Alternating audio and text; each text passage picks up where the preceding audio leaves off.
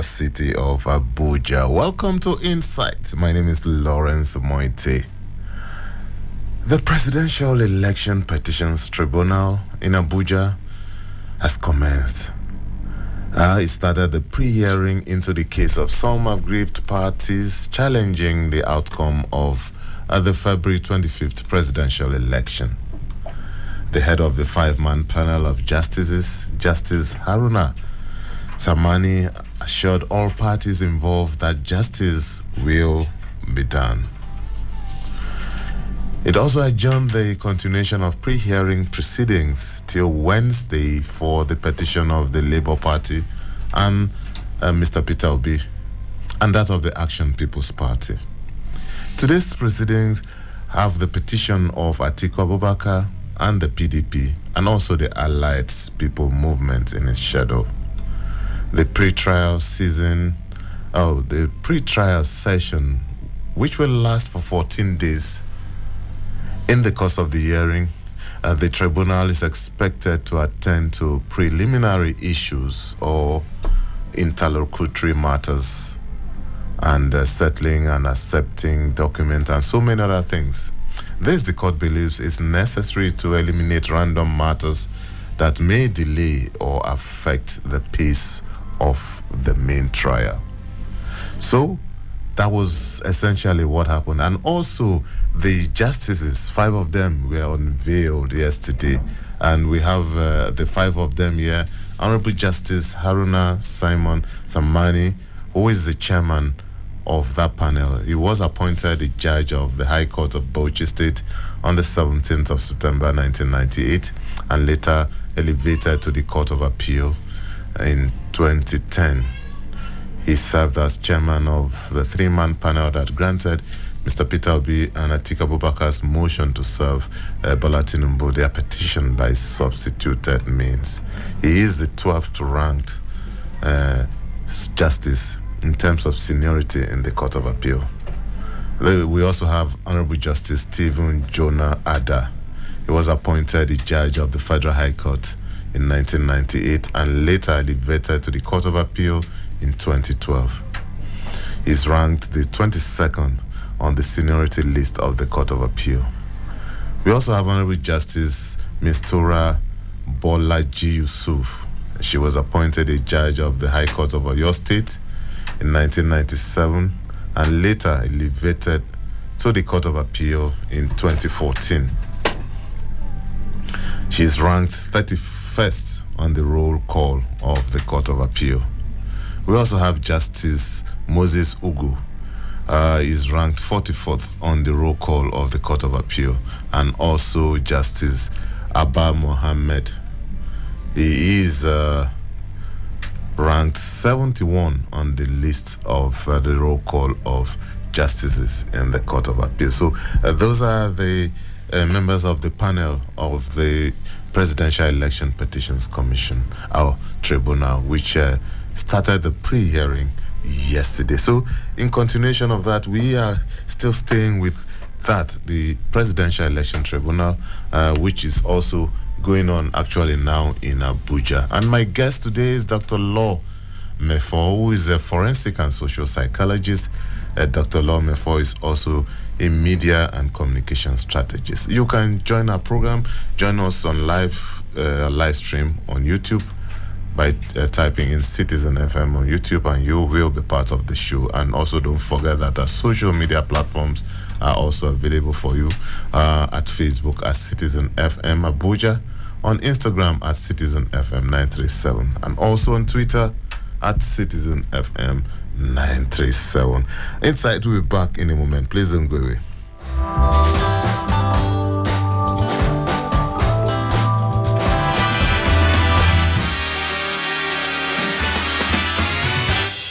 Stay tuned. We'll be right back.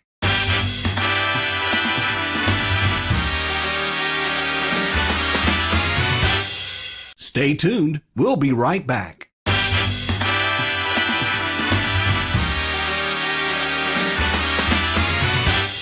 Stay tuned. We'll be right back.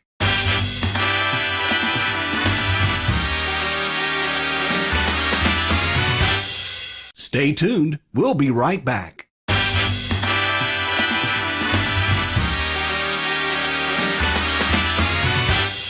Stay tuned. We'll be right back.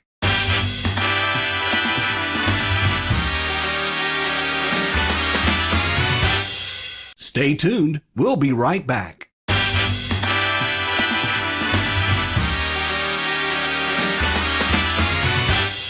Stay tuned. We'll be right back.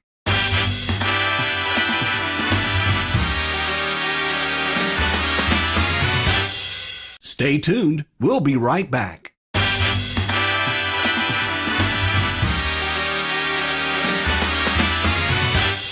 Stay tuned. We'll be right back.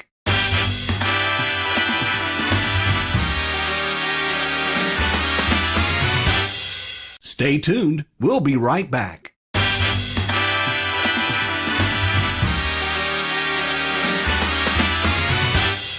Stay tuned. We'll be right back.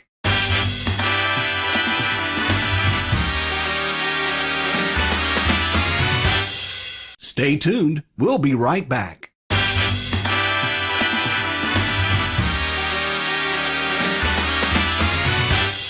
Stay tuned. We'll be right back.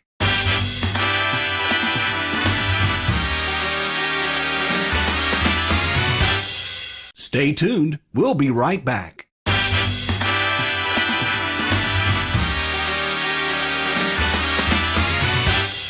Stay tuned. We'll be right back.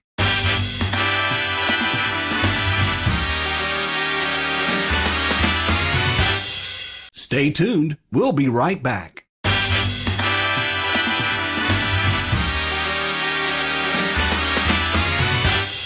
Stay tuned. We'll be right back.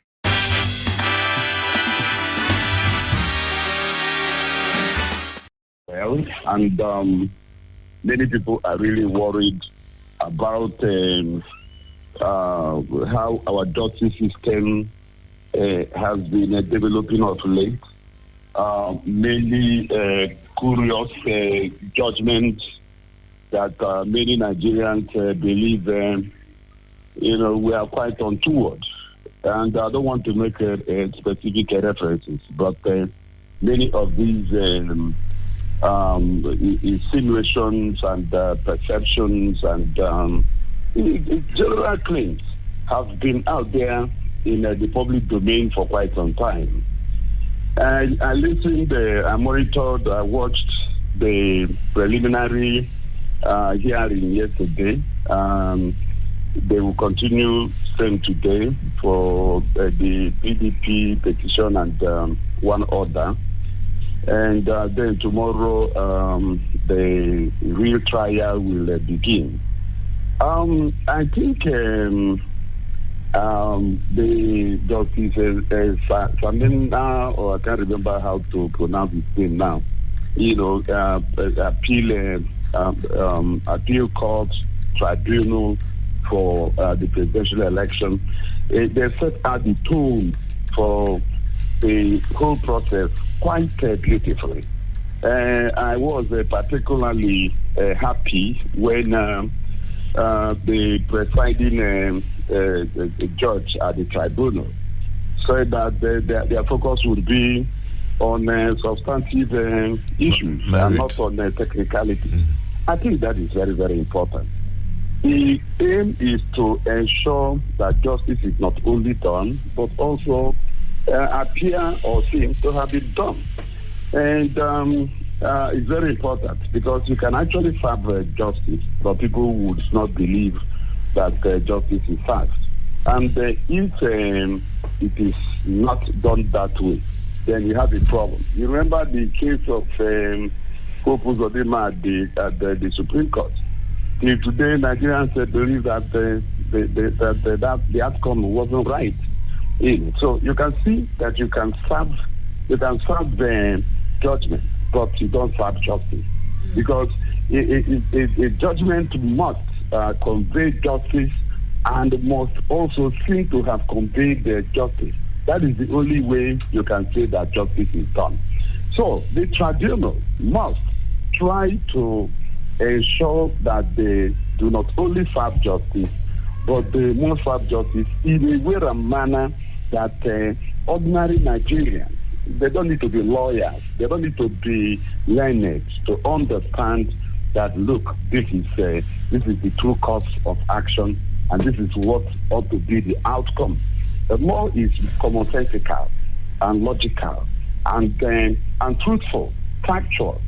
In other words, for me, taking by Jerry from what the presiding judge said, I think that focusing on substantive issues, real issues, and then avoiding technicalities as much as possible will help a lot.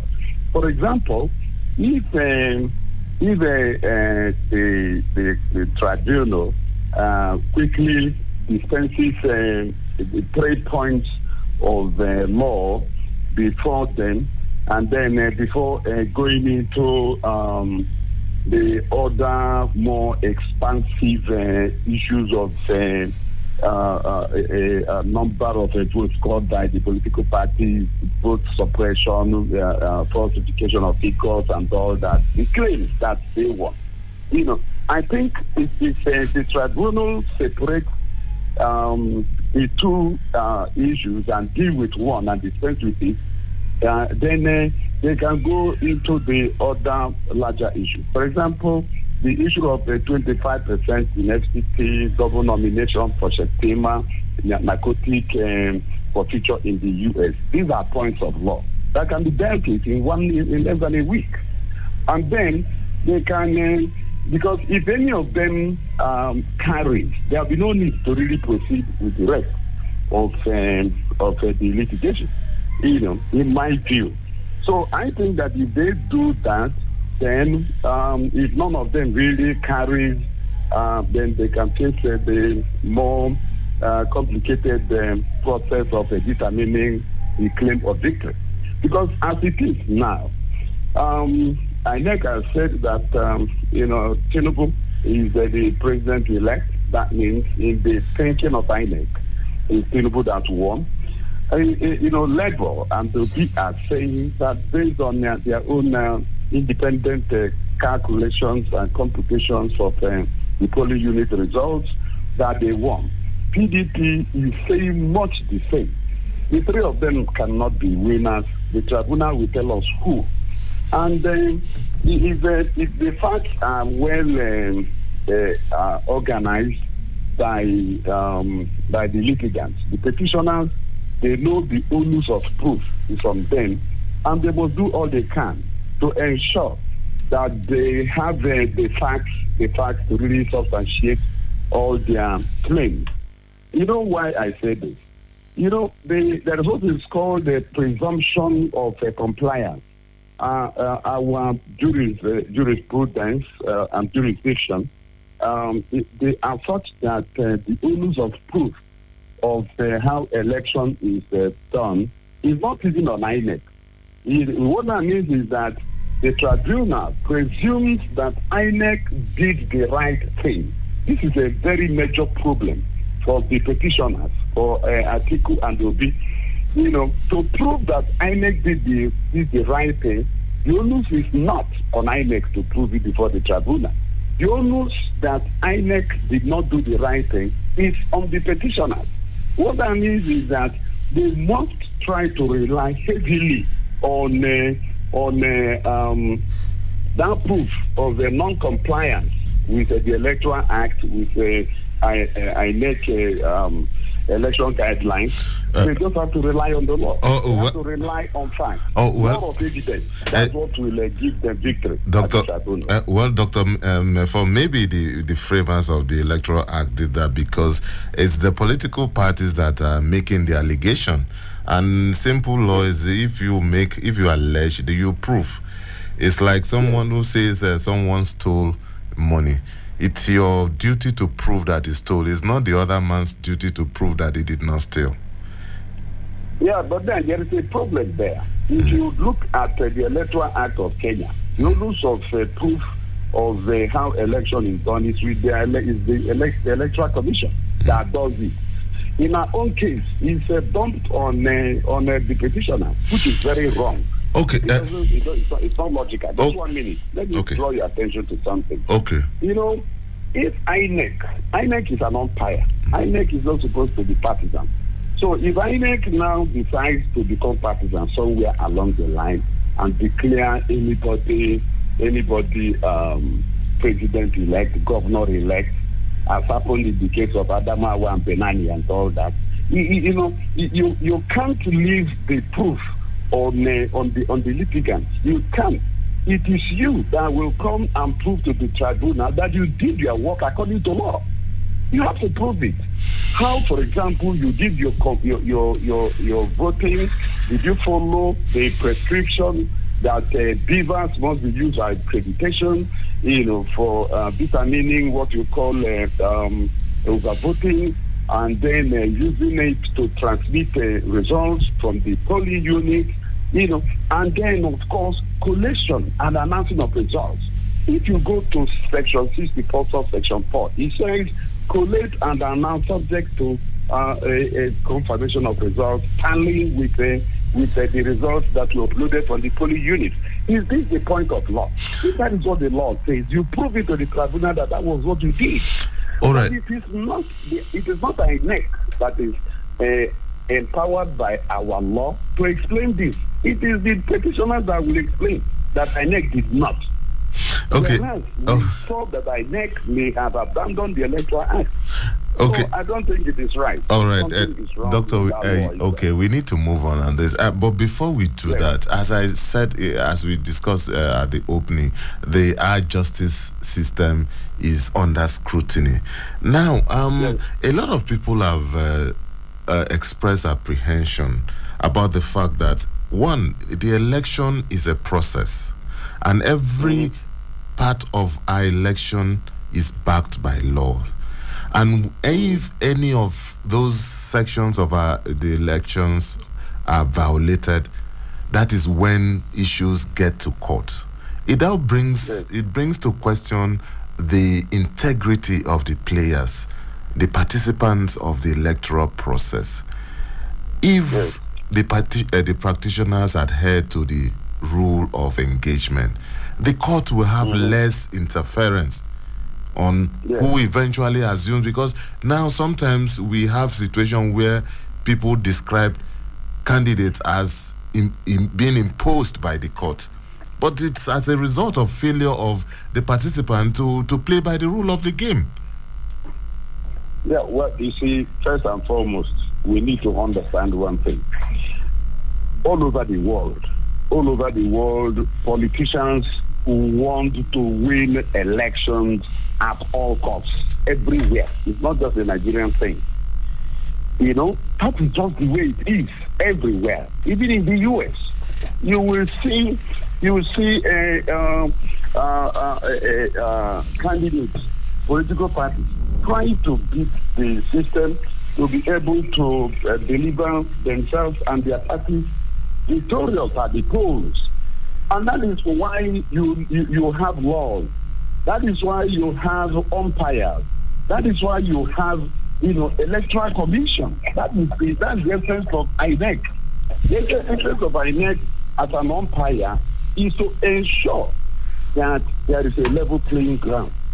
That is why you have the Nigeria police and other security agencies participating in the election to ensure law and order and level playing ground.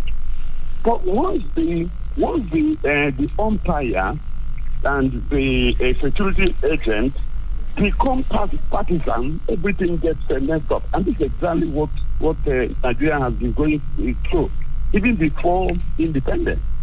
So the problem remains that we don't have a process that ensures that there is a level playing ground where the umpire remains truly an umpire.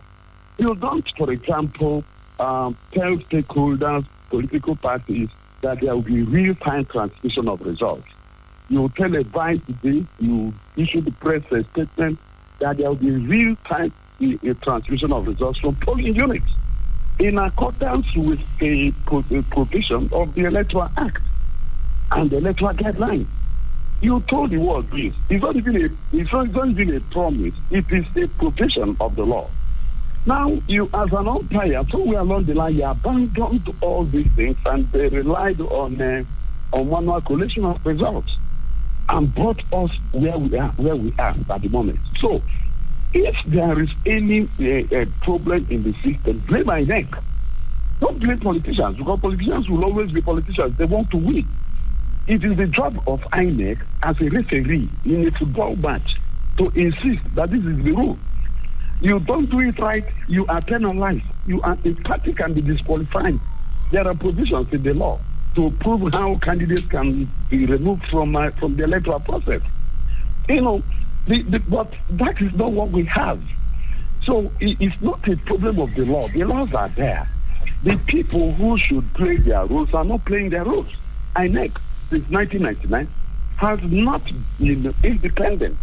They don't want to be independent, or the people, their recruitment process, those who become chairmen of INEC and stuff like that, fall under the control of some extraneous forces that they tell them what to do, and they do that and ban the consequences.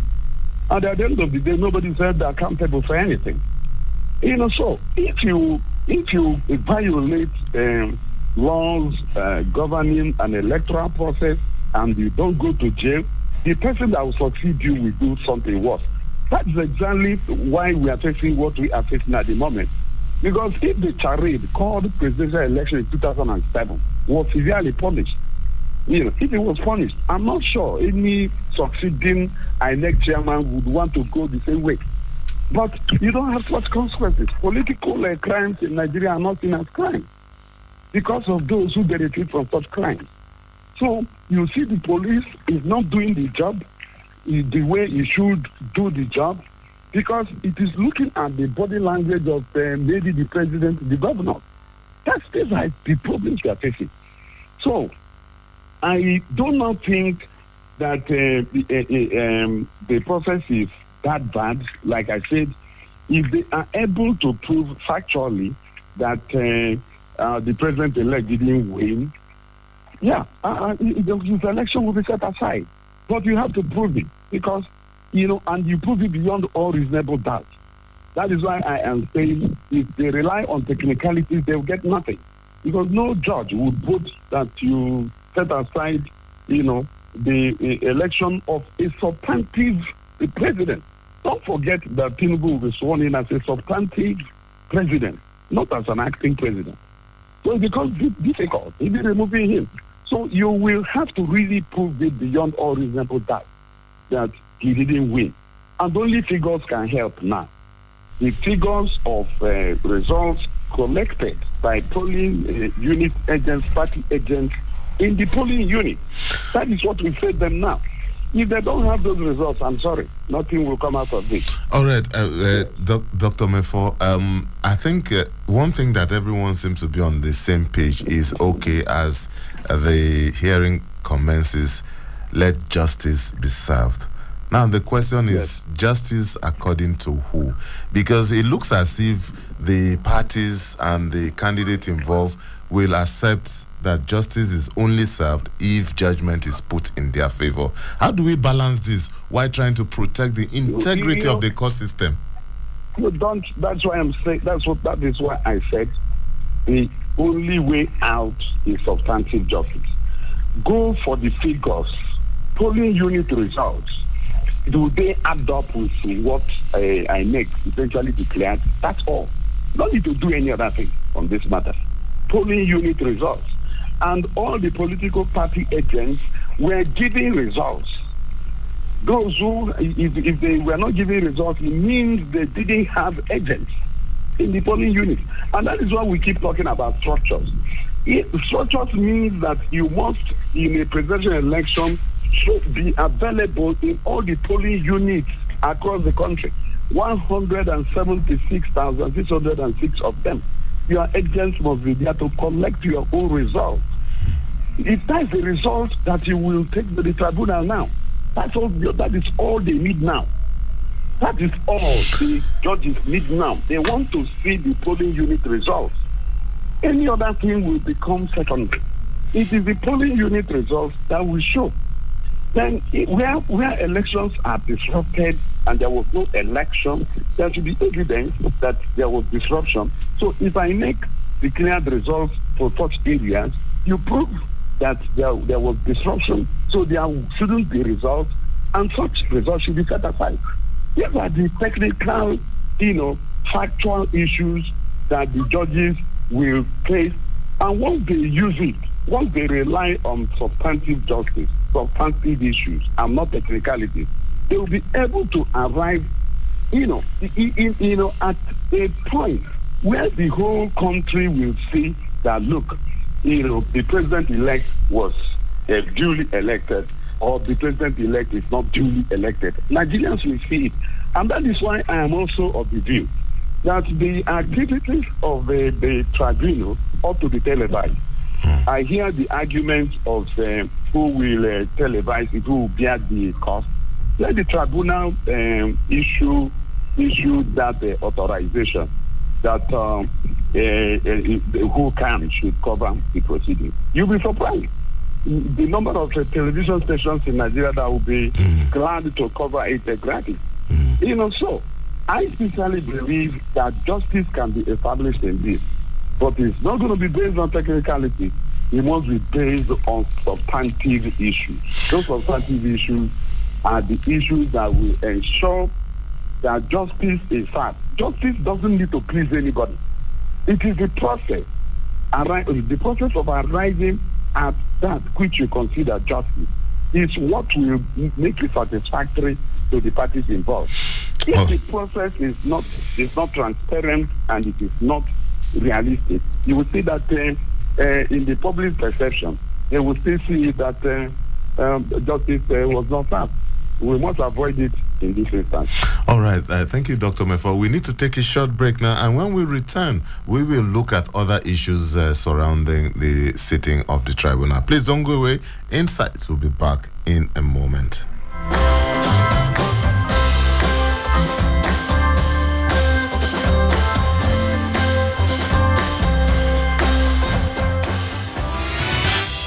Stay tuned. We'll be right back.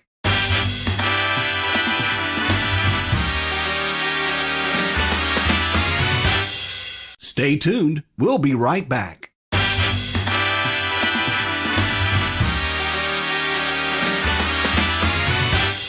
Stay tuned. We'll be right back.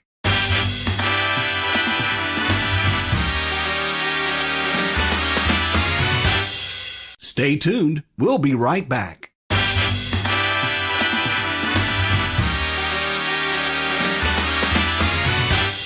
Stay tuned. We'll be right back.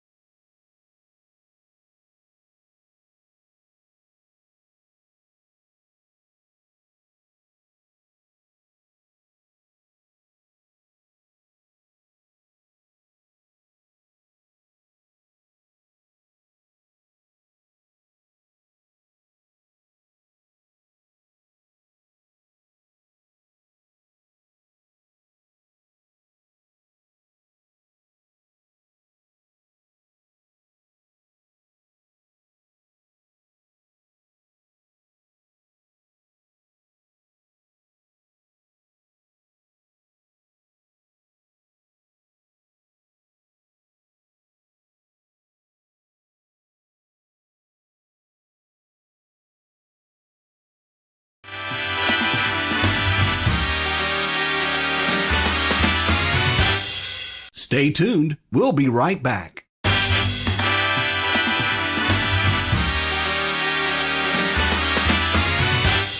Stay tuned. We'll be right back.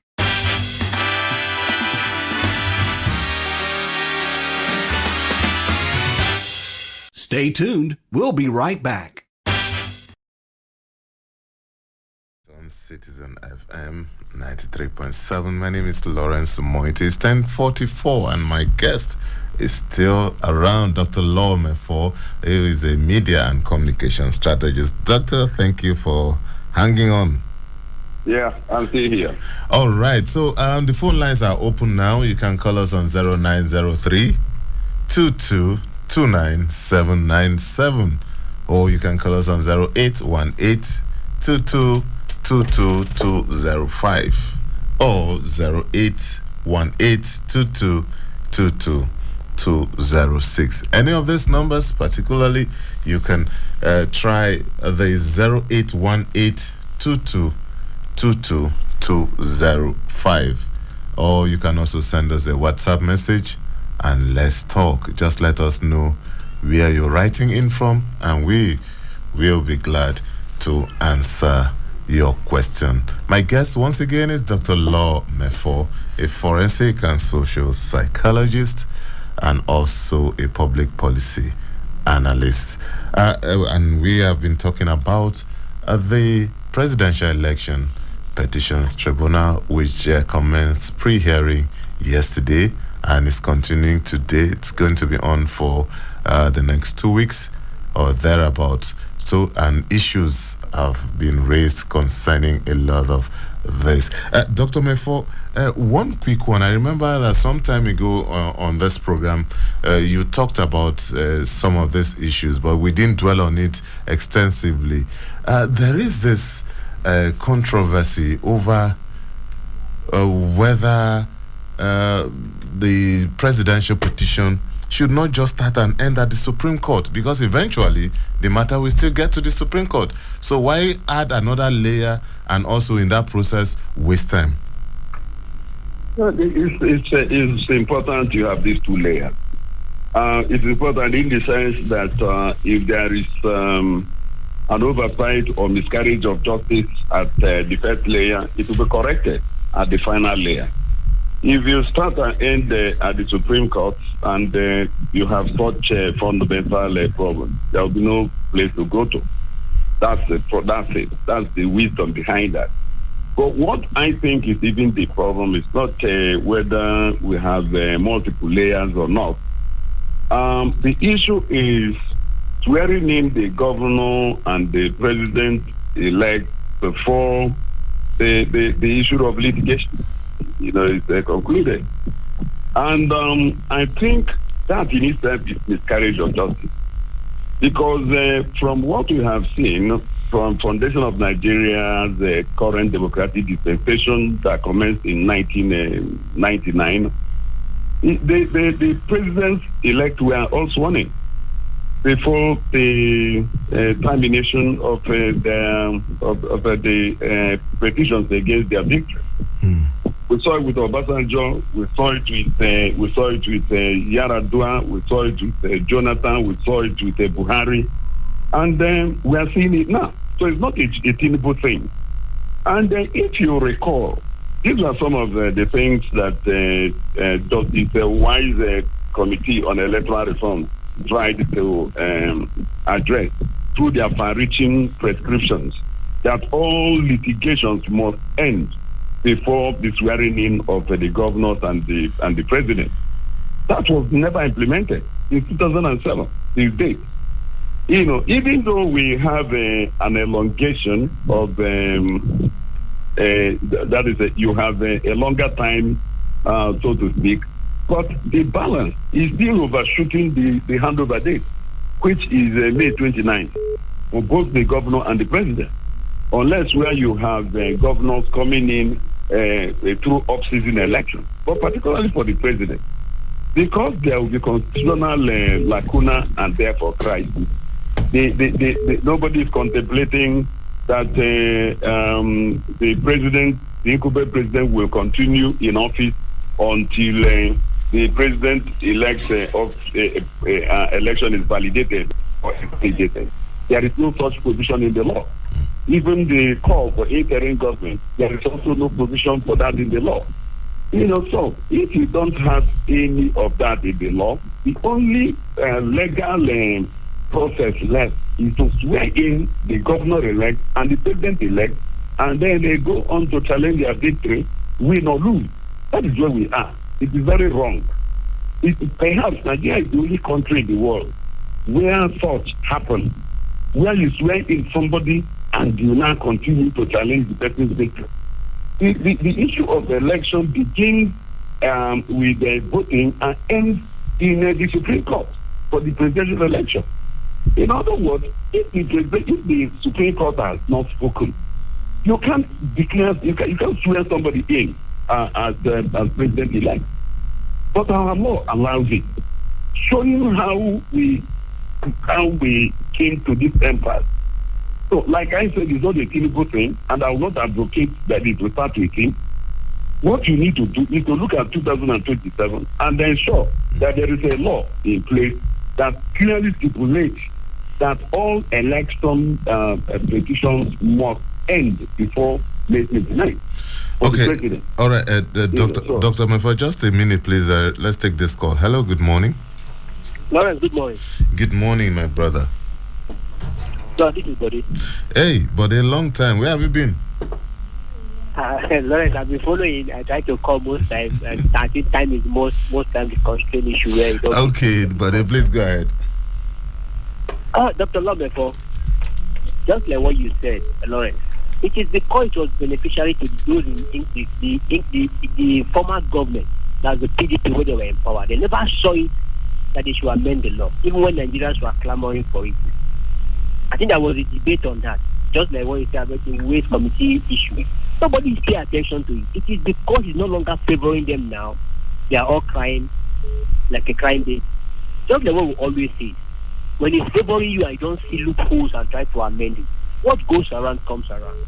Dr. Lomefo, I hope the 10th National Assembly will do better than every other National Assembly that is coming in. Let's look at the loopholes. Let's block them. But if they also felt that because it's favoring them now, they don't see anything wrong with it, a time will come. Those who are shouting at the Vice President, Atiku in particular, they enjoyed this from 1999 up to 2009, or even up to 2015 before they were voted out by this present government that is in power. And this present government is also not seeing anything wrong about it. If the 10th National Assembly did not see and do the needful, it will also come back and haunt them. I just pray and hope that they are amend the law, that at least in 3 months, let's end all litigation before the swearing in date, even for governorship, the National Assembly, and up to the presidency. 3 months should be the maximum deadline, and see what can happen from there. But if they fail to do it, just like we are talking now, it will come back and haunt them. Good morning. All right, Buddy. Thank you so much. Dr. Mefa, I'm sure you heard what he said. I had a bit of it, not all of it, so if you can summarize. Okay, I think what he's saying is that he's speaking in tandem with what you said, that there is a need to take a holistic look at these laws ahead of the next election cycle and work towards it. That's it. That's my position.